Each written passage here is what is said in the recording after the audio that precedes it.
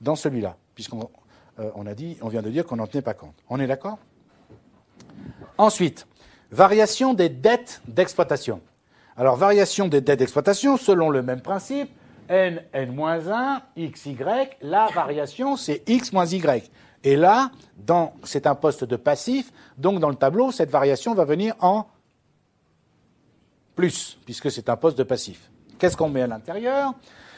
Avant, c'est à contre-su sur commande, cette fois-ci, plus les ECP moins les ECA là-dessus, bien sûr. Et après, vous avez compris, soit un bilan de base, soit un bilan développé, le principe est le même. Dettes fournisseurs et comptes rattachés du bilan comptable, plus les dettes fiscales et sociales du bilan comptable, moins les dettes d'IS qui peuvent être incluses dans les dettes fiscales et sociales d'un bilan de base. Pourquoi je les retire? Parce qu'elles iront avec les autres dettes liées à l'activité. Comme tout à l'heure, les créances d'IS, s'il y en a, ne resteraient pas avec les créances liées à l'exploitation, mais iraient avec les autres créances, les créances liées à l'activité. D'accord? Moins les dividendes à distribuer si on dispose d'un bilan après répartition, nous en avons déjà parlé dans le tableau de l'OEC, du plan comptable, pardon, plus les autres dettes du bilan comptable, moins les autres dettes hors exploitation qui seraient incluses là-dedans. Notamment le compte, alors je ne peux pas être plus précis, hein, le compte 464. Qu'est-ce que c'est que le compte 464? Dette sur achat de VMP. C'est-à-dire c'est la même chose que tout à l'heure, on avait des créances sur cession de VMP. Mais vous pouvez avoir des dettes sur achat de VMP. Qu'est-ce qu'on en fera? Elles iront comme les créances, elles allaient avec l'activité. Eh bien là, ça ira aussi, s'il y en a, avec les dettes liées à l'activité. D'accord? Si c'est un bilan développé, c'est plus facile. On prendra dettes fournisseurs et comptes attachés, plus dettes fiscales et sociales, plus autres. Sous-entendu, autres dettes d'exploitation du bilan comptable. Et ensuite, plus la part des produits constatés d'avance liés à l'exploitation, plus la part des écarts de conversion passifs liés aux dettes d'exploitation, et moins la part des écarts de conversion actifs liés à ces dettes d'exploitation, bien entendu. D'accord? Alors, quand même, la part d'IS que je dis de retirer, là, ici, soit vous l'avez en annexe, on vous dit la dette d'IS, soit, vous vous souvenez, j'ai la 2057, et dans la 2057, état des échéances, des créances et des dettes, parmi les dettes, j'ai une ligne qui s'appelle impôt sur les bénéfices. J'aurai la dette envers l'impôt sur les bénéfices. On est d'accord? Petite remarque encore, j'ai bien dit, on travaille, je vous l'ai déjà dit aussi pour le tableau de financement du plan comptable, ici, on travaille à partir des bilans. Donc, quand je parle d'impôt sur les bénéfices, je parle bien soit de créance d'impôt sur les bénéfices, soit de dette d'impôt sur les bénéfices. Je ne parle pas du compte 695, impôt sur les bénéfices, du compte de résultat, qui n'est pas le même, par définition, que le solde du compte 444. Je vous rappelle que nous en avons aussi parlé à cause des éventuels acomptes que nous avons passés pendant l'année. Puisque c'est ça le principe. D'accord? Oui, on ne peut pas faire de finance sans rien comprendre à la compta gênée. Pas en DCG, pas en DSCG. Dans d'autres formations peut-être, mais là, c'est pas possible. On comprend rien. D'accord? Sinon. OK? Oui, quand on doit, dans le monde réel, verser des acomptes, et on doit verser des acomptes dans la plupart des cas, je rentre pas dans les détails, sauf les créations d'entreprises, enfin des cas très particuliers, qu'est-ce qu'on fait? 444 à 512. Vous suivez? Et à la fin de l'année, on calcule l'IS et on passe 695 à 444. Et ce qui apparaît dans un bilan, c'est bien le solde du 444. Et si j'ai versé des acomptes, le solde du 444 ne peut pas être le même que le compte 695, bien entendu. Ça va? Très bien.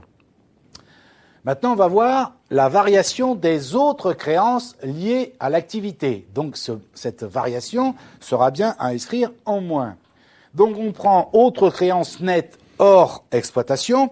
Donc, on a dit qu'on mettait à l'intérieur les éventuelles créances de l'IS, les éventuelles créances sur cession de VMP, d'accord?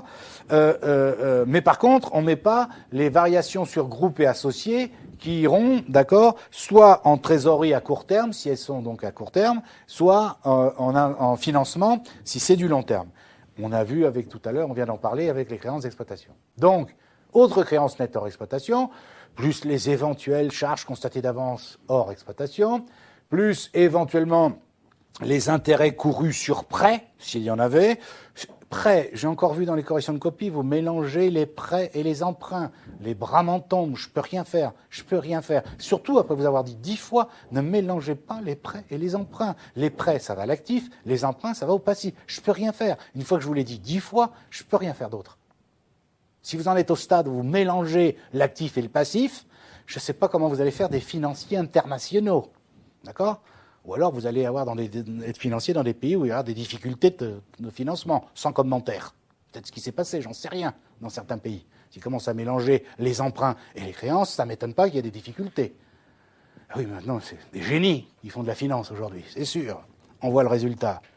Donc, variation des autres créances liées à l'activité, autres créances nettes hors exploitation, les charges constatées d'avance, les éventuels intérêts courus sur prêt, plus les ECA moins les ECP, la part des ECA, des ECP liée à ces, bien entendu, créances hors exploitation. On est d'accord ? Maintenant, les variations des autres dettes liées à l'activité. D'accord ? Alors, je vous ai mis ici deux choses. Soit on a un bilan de base, soit on a un bilan développé. Mais en fait, c'est que du bon sens. Je prends les autres dettes d'exploitation du bilan de base, y compris les dettes sur achat de VMP et les dettes d'IS, ça va dedans, plus les produits constatés d'avance s'ils sont hors exploitation, plus les intérêts courus, cette fois-ci sur emprunt, bien sûr, plus les ECP moins les ECA liés aux éventuelles dettes hors exploitation. Et si on dispose d'un bilan développé, on prend dette fiscale, parce que dans un bilan développé, il y a une ligne qui s'appelle dette fiscale, et à l'intérieur, s'il y a un chiffre, ça correspond à la dette qu'on a envers l'État, d'accord ? Plus les dettes diverses du bilan de base, moins les éventuels dividendes à payer si on dispose d'un bilan après répartition, moins les comptes courants créditeurs à long terme, le compte 455, parce que dans un bilan développé, il est inclus dans le poste dettes diverses dont on vient de parler, d'accord ? Eh bien, s'il y a quelque chose là-dedans qui est lié au compte courant créditeur à long terme, autrement dit au groupe et associés, eh bien, ça ira, si la part à long terme ira avec le financement. Plus les produits constatés d'avance s'ils sont liés hors exploitation, plus les intérêts courus sur emprunt, ça ne change pas, et plus les écarts de conversion passifs moins les écarts de conversion actifs, à condition qu'ils soient liés aux dettes hors exploitation dont nous venons de parler. Nous venons de voir les flux de trésorerie liés donc à l'activité. Nous allons voir maintenant les flux de trésorerie liés aux opérations d'investissement.